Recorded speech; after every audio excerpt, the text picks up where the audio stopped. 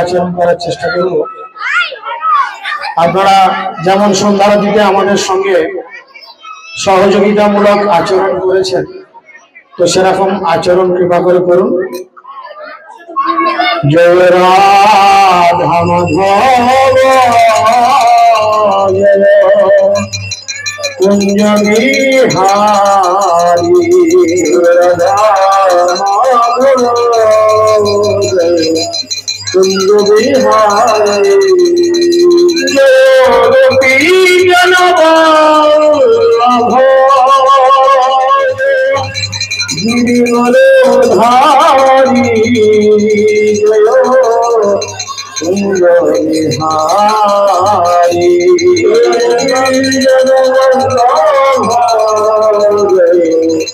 গিরিবরধারী,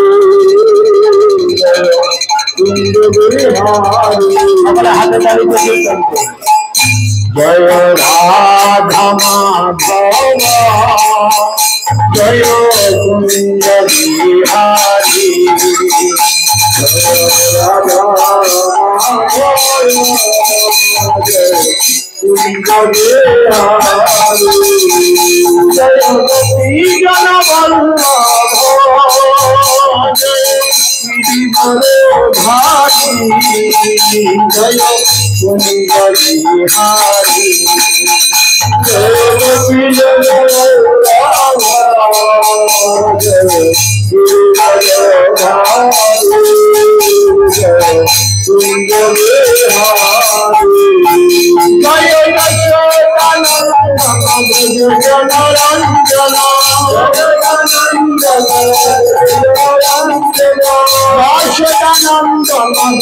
জনরঞ্জন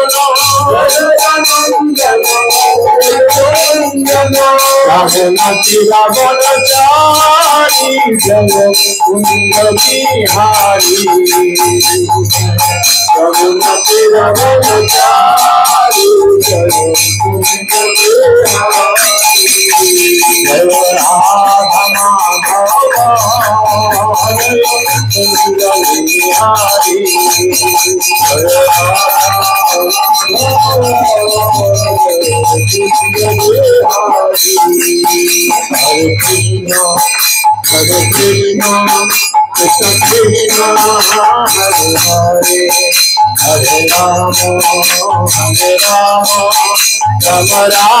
জয়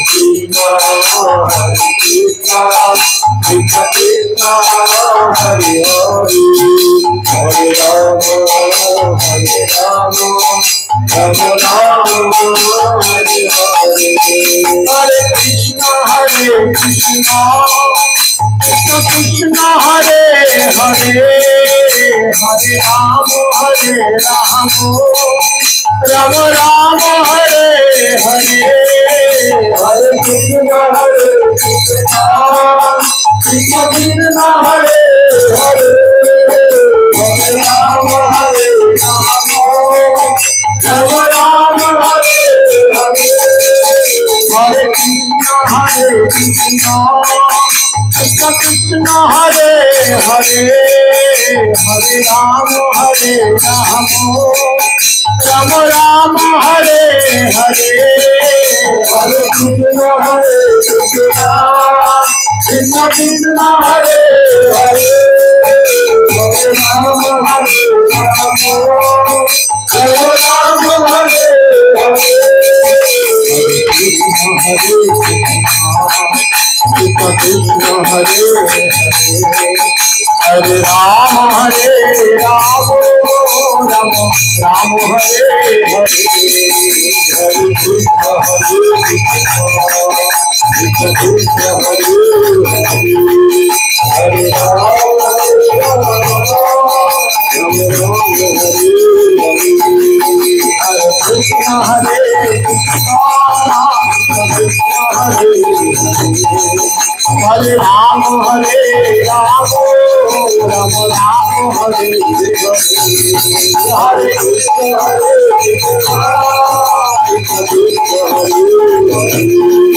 हरे राम हरे राम हरे राम हरे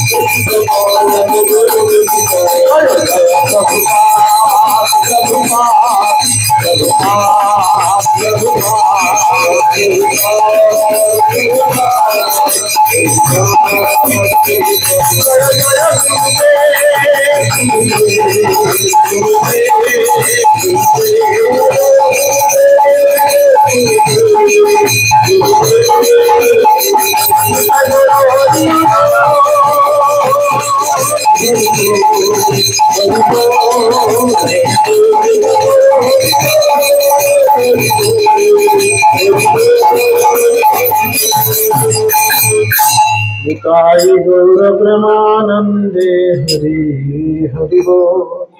ओम ज्ञानं तिमिरन्धस्य ज्ञानाञ्जनशलाकया चक्षुरुन्मीलितं येन तस्मै श्रीगुरवे नमः। नमः विष्णुपादाय कृष्णपृष्ठाय भूतले श्रीमते जयपताका स्वामिनिति नामिने। नमो आचार्य पादाय निताय कृपाप्रदायिने गौरकथा दामोदाय नगर ग्राम तारिणे। नमः विष्णुपादाय कृष्णपृष्ठाय भूतले श्रीमते भक्तिवेदांत स्वामिनिति नामिने।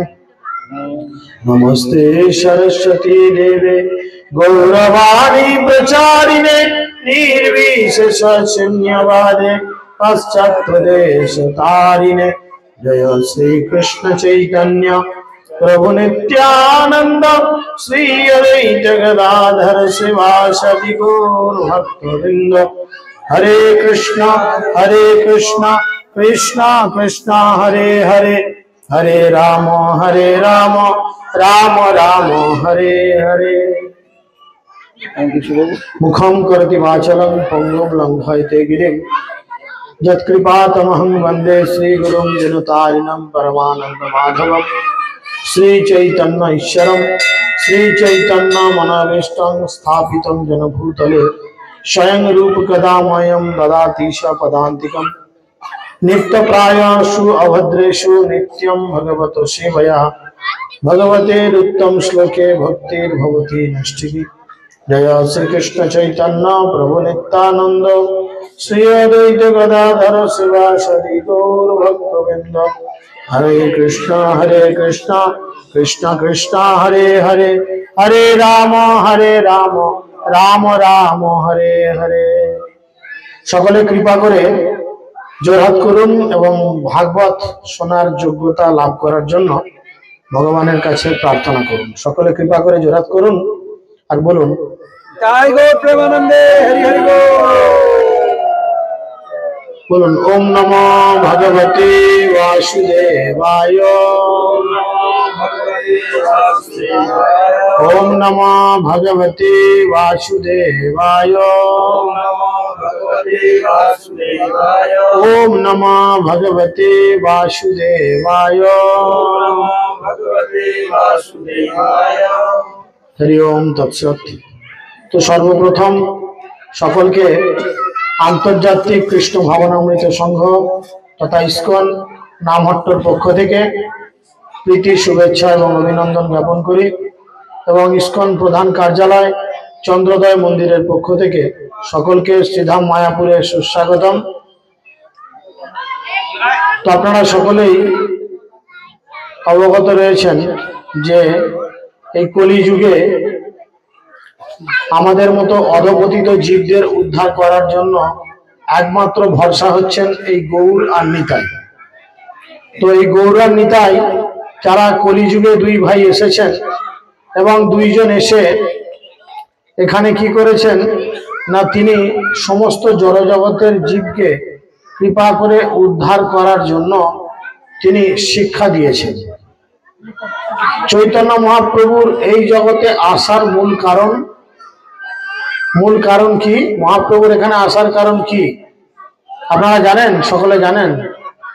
অনেকেই গল্প করতে ব্যস্ত রয়েছি, তাই না?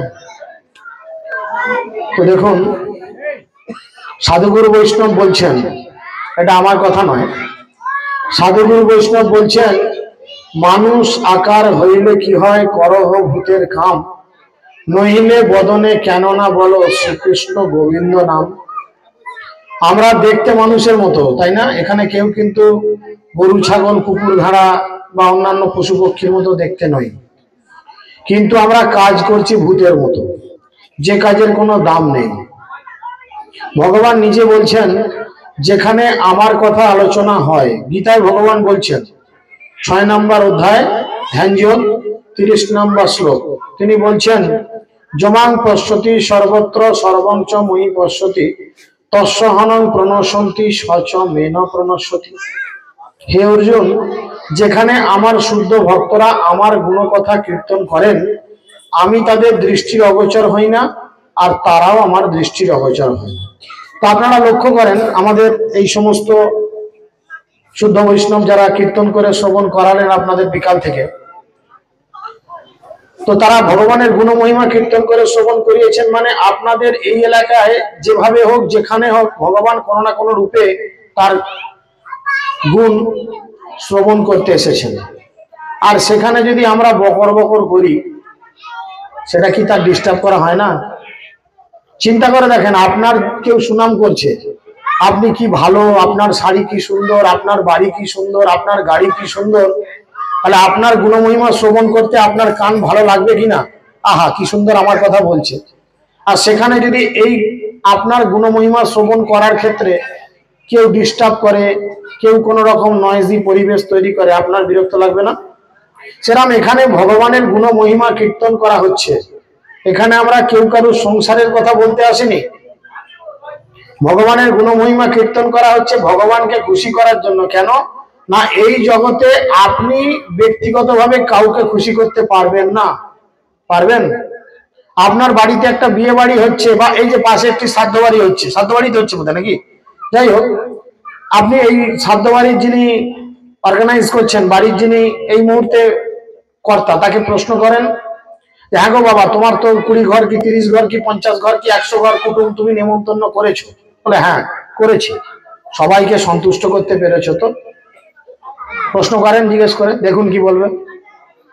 শুধু উনি না, এই জগৎ সংসারে আমরা ব্যক্তিগতভাবে কাউকে সন্তুষ্টিকরণ করতে পারি না, পারবো না। তাই যদি সমস্ত জগতের মানুষকে সন্তুষ্টিকরণ করার একমাত্র পথ আমরা বেছে নিই, সেটা কি না, ভগবানকে সন্তুষ্টিকরণ করা। যস্মিন তুষ্ট জগৎ তুষ্ট, ভগবানকে সন্তুষ্ট করা। আর আপনারা জানেন, গীতায় ভগবান বলছেন, ভগবান মাত্র খুব অল্প জিনিসেই সন্তুষ্ট হয়। ভগবানকে সন্তুষ্টিকরণ করার জন্য বিশাল কিছু আয়োজনের প্রয়োজন নেই। ভগবান নিজে গীতায় 9ম অধ্যায় বলছেন 26 নম্বর শ্লোকে, পত্রং পুষ্পং ফলম তুয়াম তেজা ভক্তা প্রযচ্ছতি। কেবলমাত্র ফল, তিনি বলেননি যে 1 ঝোড়া ফল, 1 বস্তা ফল, 1 গোডাউন ফল বা 1 লরি ফল। ভগবান বলেছেন কেবলমাত্র একটি ফল। আপনারা সকলে খাবার খান, আপনারা সকলে খাবার খান, হ্যাঁ কিনা? যদি সারা না দেন ভাববো আপনারা সবাই উপোস করে থাকেন। ভাত বা মুড়ি খান তো? হ্যাঁ, তো ভাত বা মুড়ি একটা দানা, এটা গাছের ফল, হ্যাঁ কিনা? ভগবান বলেছেন পত্রম মানে পাতা, তিনি বলেননি যে পত্রানি, যে অনেক পাতা দাও। আমরা শাকপালা খাই কিনা খাবারের সাথে? খেতে না ভালো লাগলেও খাই অনেকে। তাহলে একটি মাত্র পাতা, তুলসী পাতা হতে পারে বা যে কোনো শাকের একটি মাত্র পাতা হতে পারে, ফলম মানে বললাম, জলম মানে জল, এক আঁচলা জল। এইটি নিশ্চয়ই আমাদের এক্ষুনি কিনে খেতে হচ্ছে না, যে কোনো জায়গায় আমরা জল পেতেই পারি। যিনি কি করবেন, আর ফুল, গ্রামগঞ্জের মধ্যে ফুলের অভাব নাই। একটি মাত্র ফুল বা একটি ফুলের ছিঁড়ে একটা পাপড়ির 10 ভাগের 1 ভাগও যদি দেন, ভগবান বলছেন যদি কেউ এই 4টি জিনিস প্রীতিপূর্বক আমাকে অর্পণ করেন তাহলে আমি খুব খুশি হই। বুঝতে পেরেছেন? আপনি অন্যান্য দেবদেবী পূজা করতে যাবেন, তাদের সন্তুষ্টিকরণ করার লিস্ট অনেক বড়। কেউ বলে আমি টক খাই না, কেউ বলে আমি তেতো খাই না, কেউ বলে আমি ওই খাই না তাই খাই না, অনেক ফেঁচান। কেউ বলে আমাকে এই দিতে হবে, কেউ বলে তাই দিতে হবে, অনেক কিছু। কিন্তু ভগবান প্রকৃতপক্ষে প্রত্যেকটা জীবের অবস্থান বুঝেন, তাই বুঝে তিনি বলছেন কি, কেবলমাত্র একটি পাতা, একটি ফল, সামান্য একটু জল আর এক টুকরো ফুলের পাপড়ি বা একটা ছোট ফুল, তুমি যদি এই 4টে জিনিস আমাকে অর্পণ করতে পারো, আমার কথা অবিশ্বাস হলে গীতা খুলেন। আশা করি সবার বাড়িতে নিশ্চয়ই গীতা আছে, তাই তো? কার কার বাড়িতে গীতা আছে একটু হাত তুলে জানান। অসংখ্য ধন্যবাদ। আর যারা হাত তুলেননি তাদের বাড়ি নেই, তাই তো? তাহলে চিন্তা করেন, আমরা হয়তো অনেকেই জানি না যে আমাদের হিন্দুদের ধর্মগ্রন্থের নাম কি, তাই না? চুপ করাতে বাচ্চাগুলোকে। তো সেই জন্য আমাদের জানা উচিত গীতা হচ্ছে আমাদের ধর্মগ্রন্থ বা গাইড বুক। বুঝেছেন? আমরা যখন একটা বড় টিভি কিনি, একটা মোবাইল কিনি বা কোনো একটা জিনিস বাজার থেকে কিনে আনি, সেই বাক্সর মধ্যে একটা পাতলা বই থাকে, দেখেছেন? দেখেছেন না দেখেন নাই? লক্ষ্য করবেন, যদি না দেখেন, যারা এরকম কিছু কিনেছে তাদের জিজ্ঞেস করুন, হ্যাঁ গো তোমাদের যখন টিভিটা কিনেছিলে বাক্সর মধ্যে একটা ছোট বই ছিল? তারা বলবে হ্যাঁ ছিল। সেই বইটা কিসের বই? আপনাকে অ ক খ শেখানোর বই? সেই বইটা কিসের বই? না, সেই বইটা হচ্ছে আপনার ওই টিভিটা কিভাবে সুষ্ঠুভাবে চালাতে পারবেন তার সমস্ত নিয়ম তাতে লেখা ছিল।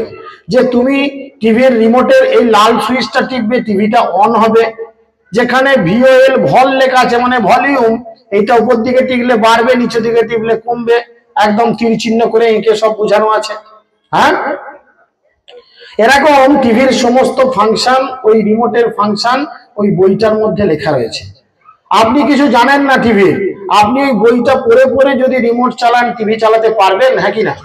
নিশ্চয়ই চালাতে পারবেন, তাই না?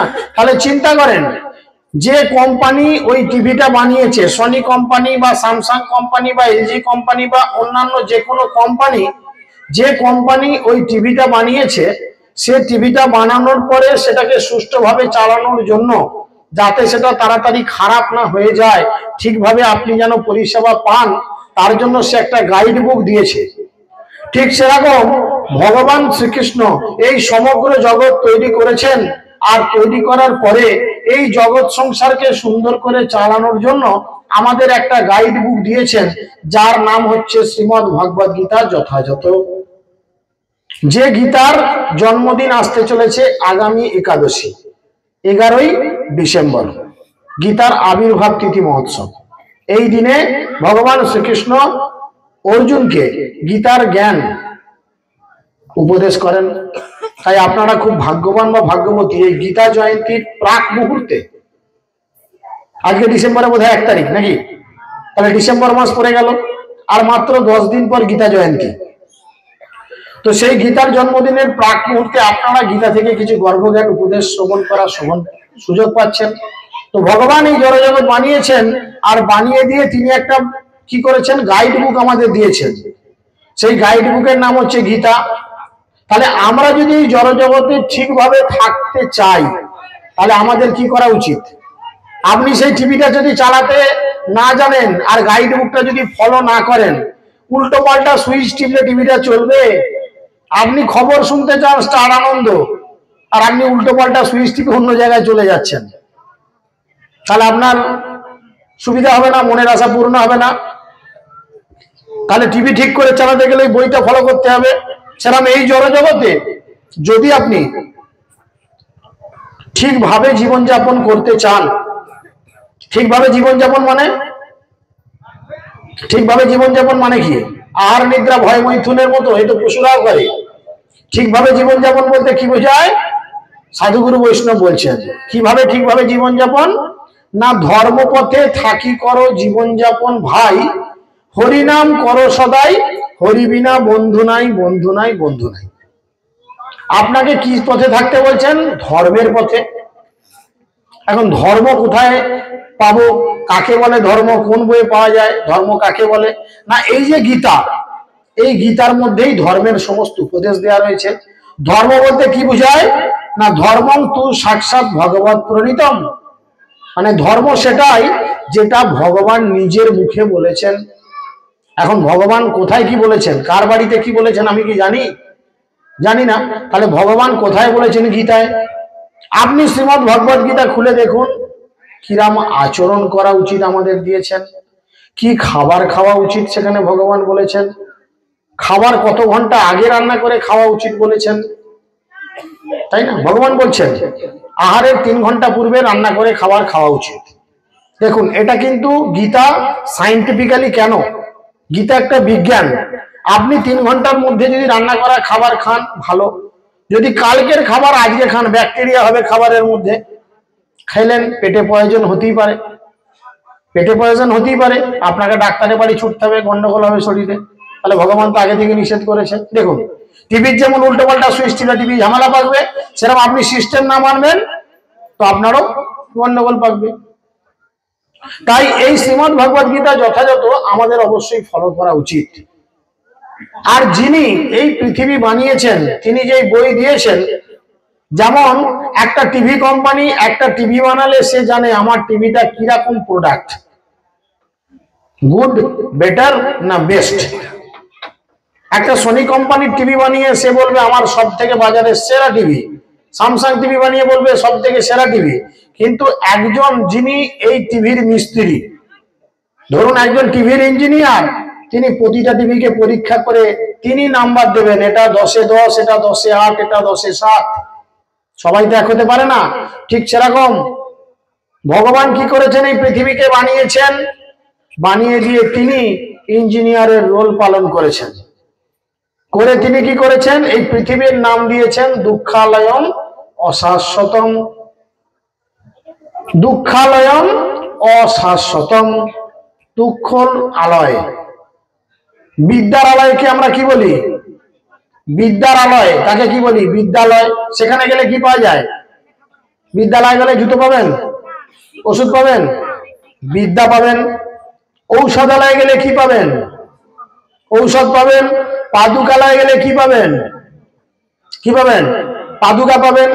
এখন যদি আপনি ঔষধালয়ে গিয়ে বলেন যে আমাকে একটা 6 নাম্বার হয় চপ্পল দাও,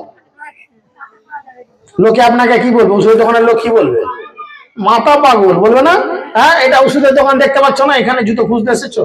আবার আপনি যদি জুতোর দোকানে গিয়ে বলেন আমাকে দুটো বদহজম গ্যাস অম্বলের ট্যাবলেট দাও, তো সে একই কথা বলে পাগল, এটা জুতোর দোকান, এখানে তুমি ট্যাবলেট খুঁজতে এসেছো, তাই না? ঠিক সেরকম এই পৃথিবীর নাম হচ্ছে দুঃখালয়ম অশাশ্বতম, দুঃখের আলয়, তাই না? আর এই দুঃখের প্রাদুর্ভাব বা এই দুঃখের শুরু কিভাবে হয়? কিভাবে হয় দুঃখের শুরু? কিভাবে হয় বলেন? দুঃখের শুরু আমাদের কিভাবে হয়? কিভাবে হয় বলেন তো? সাধুগুরু বৈষ্ণব বলছেন দুর্লভ মানব জন্ম লোভিয়া সংসারে, আমার সঙ্গে বলেন, দুর্লভ মানব জন্ম লোভিয়া সংসারে, কৃষ্ণ না বুঝিলি দুঃখ কহিবি কাহারে। তাহলে বুঝতে পারছেন আমাদের দুঃখ কখন শুরু হয়? উত্তর আপনারাই বললেন, কখন শুরু হয়? কৃষ্ণ না বুঝিলি দুঃখ কহিবি কাহারে। দুর্লভ মানব জন্ম লোভিয়া সংসারে, এই সংসারে আমরা দুর্লভ মানব দেহ পেয়েছি। এই দেহটা শুধু দুর্লভ নয়, সুলভ নয়, সুদুর্লভ। কারণ 80 লক্ষ বার জন্ম নেওয়ার পর আমরা 4 লক্ষ প্রজাতি মানব দেহ পাই। সেই 4 লক্ষ প্রজাতি মানব দেহের মধ্যে কখনো আমরা মুসলমান কুলে জন্মাই, কখনো আমরা অন্যান্য জাতিতে জন্মাই, কখনো হিন্দু পরিবারেও হয়তো জন্মাই। কিন্তু আমাদের জন্মকে সার্থক করার জন্য মহাপ্রভু বলেছেন, কখন আমাদের জন্ম সার্থক হবে? কখন হবে? ভারত ভূমিতে হইল মনুষ্য জন্ম, যার জন্ম সফল করি করো পর উপকার। আমাদের জন্ম যখন ভারতবর্ষের মতো পবিত্র ভূমিতে হবে। কেন ভারতবর্ষকে পবিত্র ভূমি বলছে? দেখুন, ভগবান আজ পর্যন্ত যতবার এসেছেন ততবার কিন্তু ভারতবর্ষে এই পবিত্র ভূমিতেই এসেছেন। তিনি চায়নাতে আসেননি, তিনি শ্রীলঙ্কায় আসেননি, তিনি আফগানিস্তান পাকিস্তানে আসেননি, তিনি রাশিয়াতে আসেননি, তিনি দক্ষিণ আফ্রিকায় আসেননি, তিনি অস্ট্রেলিয়ায় আসেননি। তিনি যতবার এসেছেন এই ভারতবর্ষের মতো পুণ্যভূমিতে এসেছে। আর সেই পুণ্যভূমিতে আমরা সৌভাগ্যের ফলে, সুকৃতির ফলে আমরাও জন্মেছি। তাই আমাদের এই জীবন কিভাবে কাটানো উচিত? পরের উপকার করে। এখন প্রশ্ন আসতে পারে, পরের উপকারটা বাবা কি? বন্যায় চারিদিক ভেসে গেল, দুটো তিরপল দেওয়া? কি মনে হয়? খেতে পাচ্ছি না, তাকে দুবেলা দুমুঠো খেতে দেওয়া? হ্যাঁ, পরের উপকার কি? দেখুন, একটা উদাহরণ দিচ্ছি, আপনারাই উত্তর দেন। হাওড়া স্টেশন নাম শুনেছেন? আমাদের হাওড়া স্টেশন খুব ব্যস্ততম একটা জায়গা। ধরুন আপনি কোথাও যাচ্ছেন, কলকাতায় কোনো কাজে যাচ্ছেন, আর হাওড়া স্টেশনে আরামবাগ লোকাল থেকে গিয়ে নেমেছেন। নামার পরে দেখছেন একটা বাচ্চা ছেলে খুব কান্নাকাটি করছে। বুঝতে পেরেছেন? সেই বাচ্চাটাকে কান্নাকাটি করছে, আর তার গলায় একটা ওই আই কার্ড ঝুলানো রয়েছে। সেই আই কার্ডে তার বাড়ির ঠিকানা লেখা আছে, কিন্তু সেই বাচ্চাটা আই কার্ডটা পড়তে পারে না, খুবই ছোট ছেলে। আর বাচ্চাটা কান্নাকাটি দেখে আপনি চিন্তা করলেন, এই বাচ্চাটাকে যদি দুটো ক্যাডবেরিজ লজেন্স দেওয়া যায়, বাচ্চাটার কান্না কমবে? কমবে? আচ্ছা, দেখা যাক কেমন করে কমে। ঠিক আছে, আপনি বলবেন উত্তর কিভাবে কমবে। দেখুন, যতক্ষণ লজেন্স খেলো কমলো, আবার কাঁদতে আরম্ভ করলো। জিজ্ঞেস করলেন, হ্যাঁ রে তুই কাঁদছিস কেন? আমার মা, আমার বাবা, আমি পাচ্ছি না দেখতে। আবার দুটো ক্যাডবেরিজ নিয়ে এসে দিলেন, কমবে? কেন কমবে না? এই তো বললেন কমবে।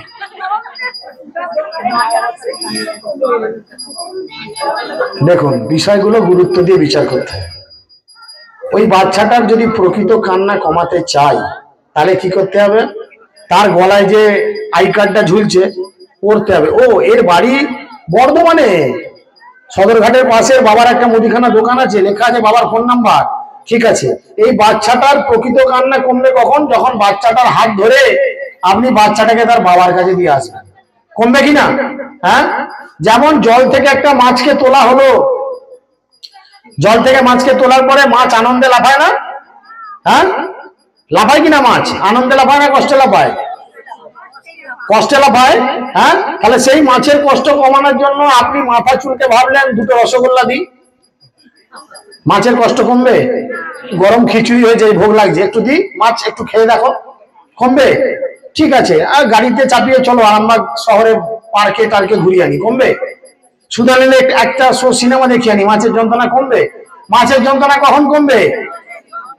আবার জলে যদি ফেলে দিই, ছেড়ে দিই, মাছকে সিঙ্গারাও দিতে হবে না, মিষ্টিও দিতে হবে না, আর খিচুড়িও দিতে হবে না, এমনি মাছ আনন্দে থাকবে। সেরকম আমরা হচ্ছি ভগবানের অবিচ্ছেদ্য অংশ, জীব ভগবানের অবিচ্ছেদ্য অংশ। বুঝতে পেরেছেন? তাই আমরা যদি প্রকৃত আনন্দ চাই, তাহলে উল্টো পাল্টা লাইনে হুক মারলে আমার লাইট জ্বলবে না। আগেকালকার দিনে গ্রামে হুক মারতো না লোকে, একটা নারকেল তেলে ডিপে ঢুকিয়ে হুক মারতো, যেমনি ঠিকই দিল, আলো জ্বলেছে, আলো জ্বলেছে, খবর হলো ভেতর থেকে। সেরকম আনন্দের আলো যদি আমাদের হৃদয়ের মধ্যে জ্বালতে চাই, তাহলে আমাদের কি করতে হবে? আনন্দের ট্রান্সফরমারে হুক মারতে হবে। আর আনন্দের ট্রান্সফরমার কি? আমরা এই আনন্দ খুঁজতে গিয়ে কখন একটি সুন্দরী মেয়েকে বিয়ে করছি, করে তার মধ্যে আনন্দ খুঁজছি। 1 বছর, 2 বছর, 3 বছর, 4 বছর, 5 বছর আনন্দ, তারপরই আনন্দের সীমানায় তো বেরিয়ে যাচ্ছে। ঝগড়াঝাটি, অশান্তি, ডিভোর্স, মারপিট, দাঙ্গা দাঙ্গি হচ্ছে কিনা? ব্যাস, হয়ে গেল আনন্দ। আবার আনন্দ পাওয়ার জন্য কেউ কেউ কি করছে? 1 গ্লাস মদ খেয়ে নিচ্ছে, 2 গ্লাস মদ খেয়ে নিচ্ছে, 3 গ্লাস খেয়ে নিচ্ছে। যতক্ষণ খাচ্ছে, যতক্ষণ নেশা, বলে মদ খেলে আমি রাজা, সবাই আমার প্রজা, তুই অল্প খাইয়া দেখ কেমন পাস মজা। হ্যাঁ, চালিয়ে দিল। যতক্ষণ নেশা ততক্ষণ সে রাজা। যেমনি নেশা চলে গেল তখন গা কতগুলো ব্যথা লাগছে, মানে কি নেশার যোগে কোথাও উল্টে পড়েছে, কোনো সাইকেলে মোটর সাইকেলে গিয়ে ধাক্কা মেরেছে, কেউ থাবড়ে সরিয়ে দিচ্ছে রাস্তা থেকে, এবারে গা কতগুলো ব্যথা লাগছে। তাহলে আনন্দ বেরোলো এবার, হ্যাঁ বেরোলো কিনা? আবার কেউ আনন্দ করার জন্য এক আঙুলে দু আঙুলে বিভিন্ন আনন্দ খুঁজছে, ডাক্তার বলে দিল ক্যান্সার নো অ্যান্সার, হয়ে গেল আনন্দ। হচ্ছে কিনা লোকের মধ্যে? তাহলে আমরা আনন্দ খোঁজার জন্য ভুল ট্রান্সফরমায় হুক মারছি, সুন্দরী স্ত্রী, নেশা, টাকা পয়সা, গাড়ি বাড়ি ইত্যাদি জিনিসের মধ্যে হুক মারছি। কিন্তু যার কাছে আনন্দ আছে, যিনি এই আনন্দ সাপ্লাই করছেন, একবার তার ট্রান্সফরমাতে তো হুক মেরে দেখো, তিনি কে? সৎ চিত আনন্দময় বিগ্রহ পরমেশ্বর ভগবান শ্রীকৃষ্ণ।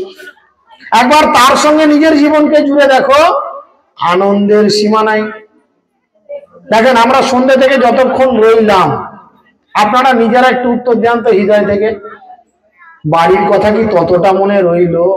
যারা এখানে কীর্তনে অংশগ্রহণ করলেন, যারা রাস্তায় মুড়ি দিয়ে বসে আছেন, হয়তো বাড়ির কথা মনে পড়েছে অনেকের, কিন্তু যারা প্রকৃত এখানে এসে কীর্তনে নিত্যে অংশগ্রহণ করেছেন, গৌরনিতাই দুটো জিনিস পছন্দ করেন, তার সামনে উচ্চ ঈশ্বরের কীর্তন আর তার সামনে নৃত্য।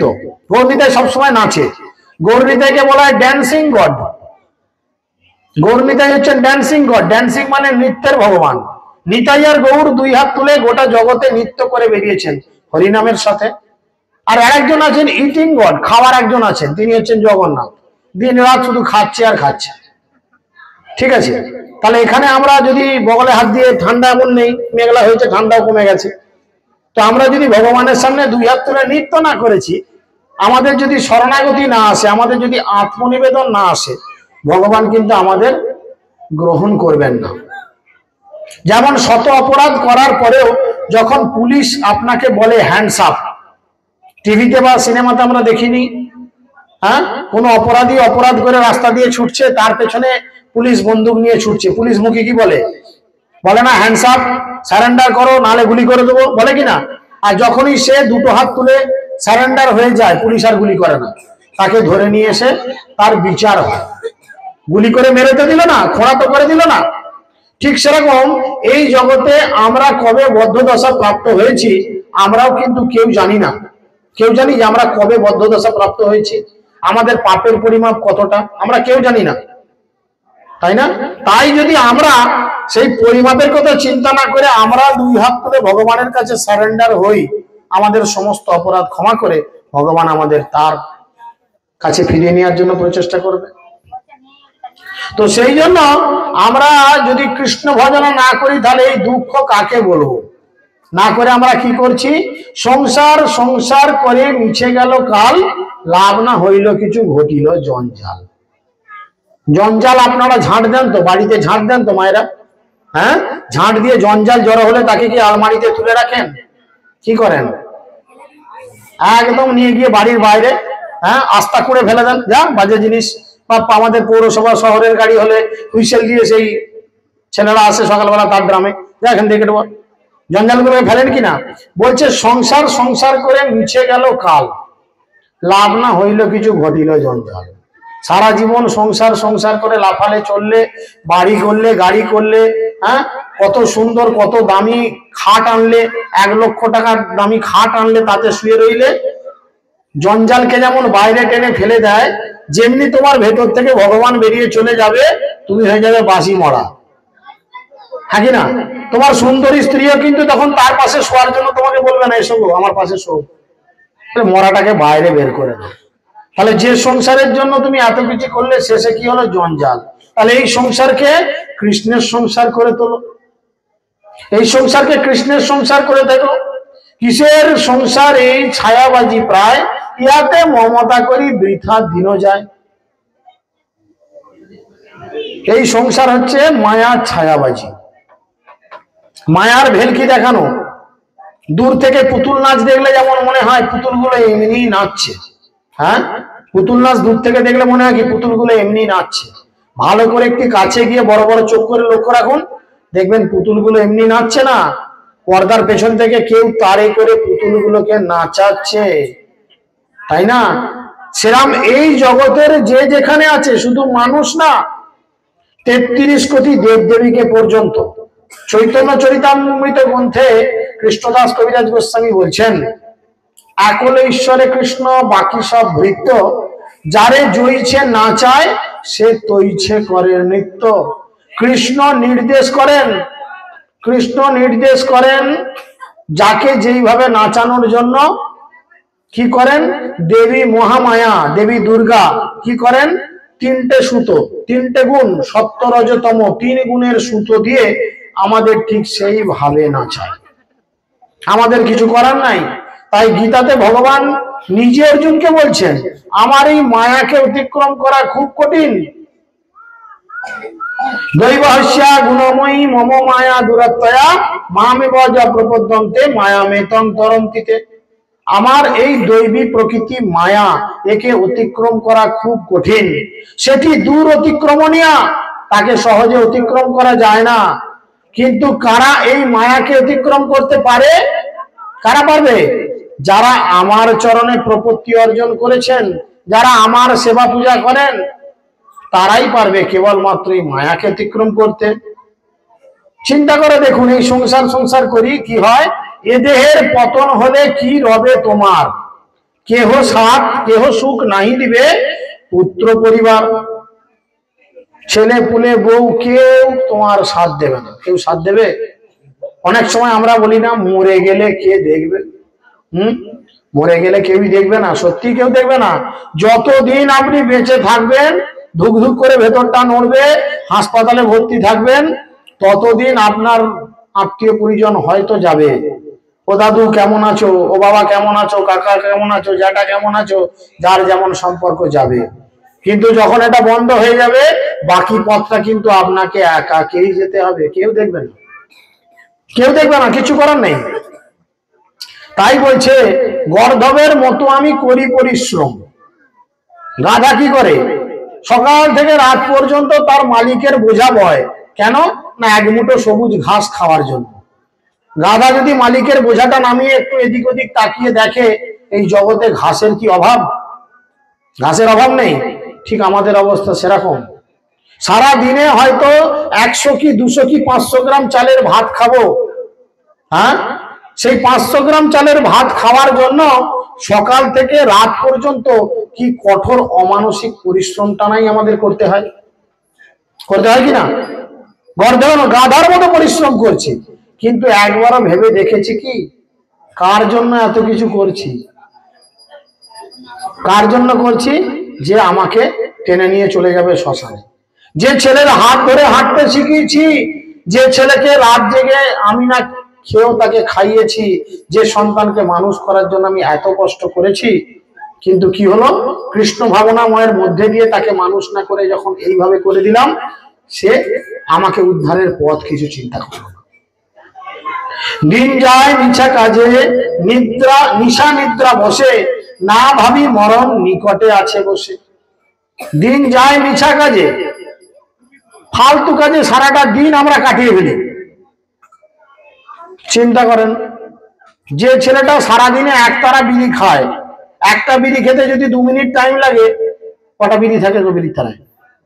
আমাকে জিজ্ঞেস করলে ঠোঁটগুলো কালো দেখে জিজ্ঞেস করলাম তো। কালো ছেলে কালো হবে, যাক, গোটা 30-40 থাকবে তো নাকি? 24টা? বা, আমাদের ছেলেটাই বলছে 24টা। চিন্তা করেন। যাই হোক, তাহলে চিন্তা করেন, তাহলে 24 দুগুণে 48 মিনিট, মানে প্রায় 1 ঘন্টার কাছাকাছি সারাদিনে 1 ঘন্টা বিড়ি খেতে কাটিয়ে দিচ্ছে। কোনো ঝামেলা নাই। এই বুকে তো একদিন এমনি আগুন উঠবে, আগে থেকেই তুলছে। দিনে 1 ঘন্টা করে যদি তোলে, মাসে 30 ঘন্টা, মানে একদিন 6 ঘন্টা একটানা মুখে আগুন দিয়ে যাচ্ছে। এ কাজের কোনো দাম আছে? দিন গেল, আস্তে কথা, দিন গেল মিছা কাজে। এরকম অনেক কিছু রয়েছে, আমি একটা জাস্ট উদাহরণ করলাম। নিদ্রা নিশা বসে। নিদ্রা মানে ঘুম। সারাদিন 24 ঘন্টার মধ্যে আমরা গড় 6 থেকে 8 ঘন্টা মিনিমাম ঘুমাই। তাহলে 6 থেকে 8 ঘন্টা যদি একদিনে ঘুমাই, সারা মাসে গুণ করেন, 3 আসতে 24, 240 ঘন্টা। 240 ঘন্টা মানে 24 ঘন্টা একদিন, 240 ঘন্টা মানে 10 দিন। 30 দিনে 10 দিন ঘুমিয়ে কাটাই। তাহলে বছরে, 1 মাসে 10 দিন, বছরে 120 দিন, 4 মাস ঘুমাচ্ছি। তাই না? তাহলে তোমার যদি আয়ু 50 বছর হয়, 20 থেকে 25 বছরের মতো তুমি ঘুমিয়ে কাটিয়ে দিলে। এরপরে তো কত কি রয়েছে। তো সেই জন্য আমরা কি করি, নাহি ভাবি মরণ নিকটে আসে বসে। আমরা ভাবি না যে মৃত্যু কিন্তু আমাদের সবার শিহরে বসে আছে। তার জন্য কি প্রস্তুতি নিয়েছি? ছেলের বিয়ের জন্য প্রস্তুতি নিয়েছি, মেয়ের বিয়ের জন্য যেমনি মেয়ে হয়েছে ব্যাংকে ফিক্সড ডিপোজিট করেছি, টুকটুক করে মাইনে থেকে সোনার গয়না গড়িয়ে রেখেছি। কেন না, মেয়ের একদিন বিয়ে দেবো, গলার হার, হাতের কি বলে বালা, নাকের, কানের, মাথার ইত্যাদি বিভিন্ন অর্নামেন্টস করিয়ে রেখেছি, প্রস্তুতি নিয়ে রেখেছি। কেননা মেয়ের বিয়ে, তখন দুম করে এসে গেলে এত টাকা কোথায় খরচা করব, এখন আমার মেয়ে হয়েছে আমি টুকটুক করে করিয়ে রাখি। অনেক মেয়ের বাবা এরকম প্রস্তুতি করে রাখে। কিন্তু আমরা মৃত্যুর জন্য কি প্রস্তুতি করে রেখেছি? মৃত্যুর জন্য কোনো প্রস্তুতি নেই। অথচ এই মৃত্যুই হচ্ছে আমাদের জীবনের ফাইনাল পরীক্ষা। আমরা প্রত্যেকেই যে সাজগোজ করছি, এত কেরামতি মারছি, এত কিছু ফিনিশিং দিচ্ছি, সবকিছু কিসের জন্য? মৃত্যুর জন্য। সবকিছু মৃত্যুর জন্য। সেই মৃত্যুর জন্য কি আমরা প্রস্তুতি কিছু নিয়েছি? ভগবান নিজে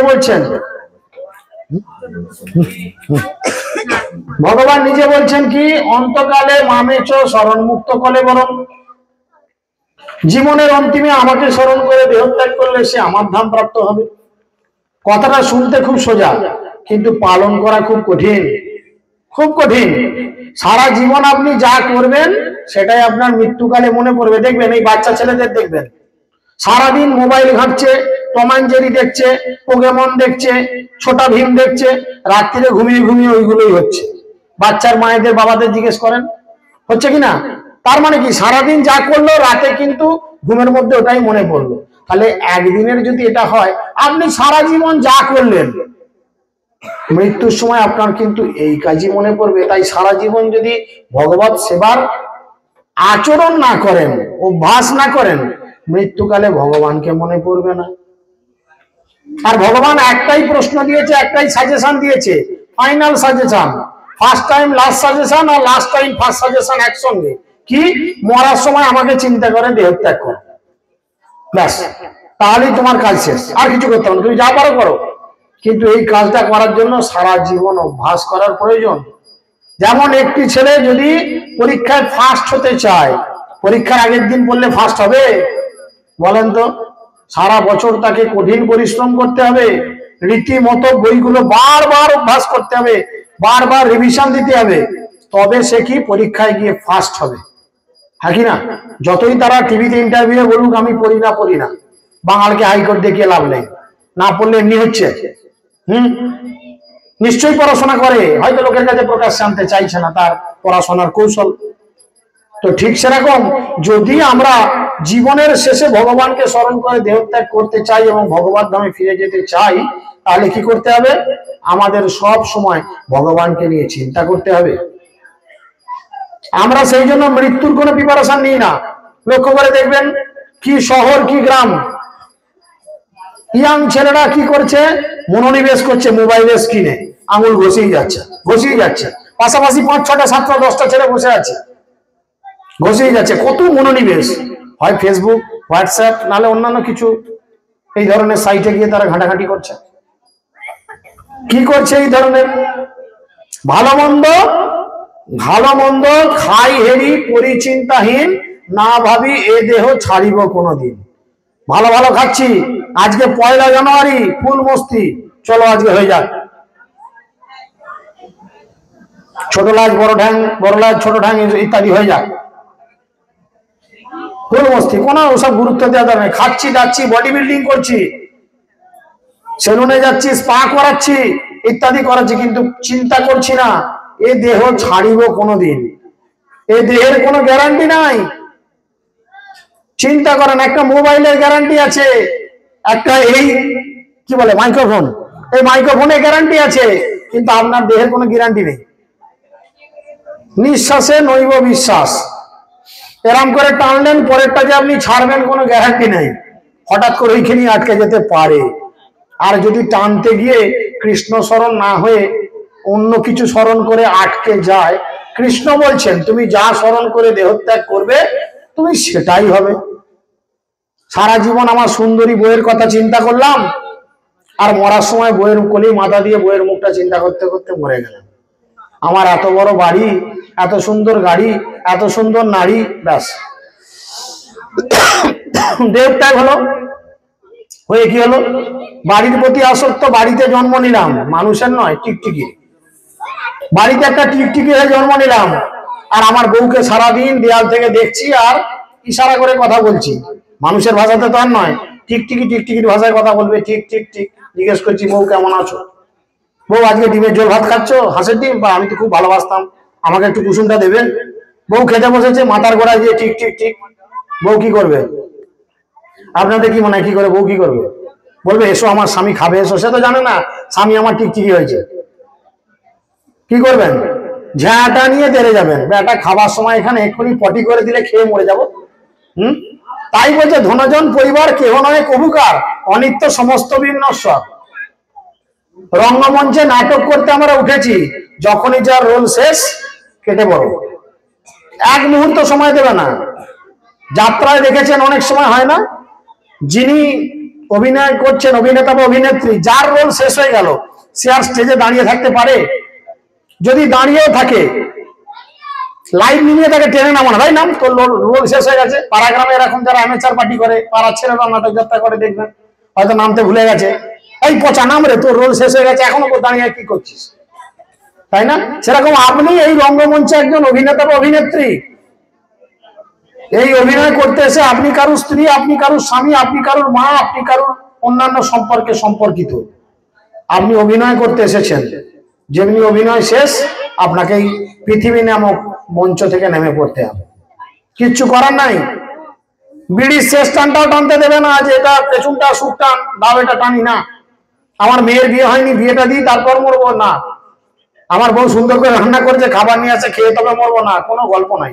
টাইম হয়েছে, কেটে বড়, এক মুহূর্ত সময় তোমাকে দেওয়া হবে না। আর সেই মুহূর্তে যদি ভগবানকে স্মরণ করে দেহত্যাগ করা না হয়, তাহলে কিন্তু জীবন কালীপদ, জীবন হইল শেষ, না ভজিলি ঋষিকেশ। হায় হায় নাহি ভাবি অনিত্য এই সব, জীবন বিগেতে কোথা রহিবে বৈভব। আমি একবারও ভাবলাম না আমার এত টাকা পয়সা, গাড়ি বাড়ি, জীবনের শেষে কোথায় থাকবে? রেমন্ডের স্যুট পরিয়ে, দামি ব্লেজার পরিয়ে, দামি টাই পরিয়ে, দামি গাড়িতে করে আপনাকে নিয়ে যাবে শ্মশানে? যাবে? যে গাড়িটা যে আমি ঘুরছি, আমি মরে গেলে গাড়িতে করে আমাকে শ্মশানে নিয়ে যাবে? আমার ড্রাইভারকে জিজ্ঞেস করুন, ও বলবে না না, ও মরে গেলে সেই ডেড বডি পাওয়ার গাড়িকে ডাকবো, হাসপাতালে আছে, ফোন করবে এসো মরে গেছে, তুলে নিয়ে যাও। ওই গাড়িটা বালি চলে যাবো, তার বাড়ির লোককে দিয়ে আসবো, নিয়ে যাবে। আমি পকেটে পয়সা করে গাড়ি কিনেছি, আমার নামে গাড়ি, আমার নামে গাড়ির কাগজ, ট্যাক্স ভরছি আমি, তেল ভরছি আমি, মোবিল ভরছি আমি, আরে তোকে মাইনেও তো দিচ্ছি আমি। মরে গেলে আমাকে নিয়ে যাবি না? বলো না, তোমাকে নিয়ে যাবো। তাহলে আমরা এটা চিন্তা করে দেখছি না? জীবন বিগেতে কোথা রহে বৈভব, শ্মশানে শরীর মম পড়িয়া রহিবে, বিহঙ্গ পতঙ্গ সব বিহার করিবে। জীবনের অন্তিমে কি হবে না, এই জীবন থেকে যখন বেরিয়ে চলে, এই শরীর থেকে যখন ভগবান বেরিয়ে চলে যাবে, তখন এই শরীরের আর কোনো দাম থাকবে না, কোনো দাম থাকবে না। এই শরীরকে তখন টানতে টানতে কি করবে? শ্মশানে নিয়ে চলে যাওয়া হবে। তাই সেই পরিস্থিতি আমাদের জীবনে সবার আসবে, আসবে না এটা ঠিক, সকলের আসবে। কিন্তু সেই পরিস্থিতির পরে যদি আপনি ভগবত ধামে ফিরে যেতে চান, অবশ্যই জীবনকে কৃষ্ণ ভাবনামৃত করে গড়ে তোলা উচিত, এবং এই দুর্লভ মানব জীবনের প্রকৃত সদ্ব্যবহার করা উচিত। হরে কৃষ্ণ কৃষ্ণ কৃষ্ণ হরে হরে, হরে রাম রাম রাম হরে হরে। তো আলোচিত বিষয়ের উপর কারোর কোনো প্রশ্ন?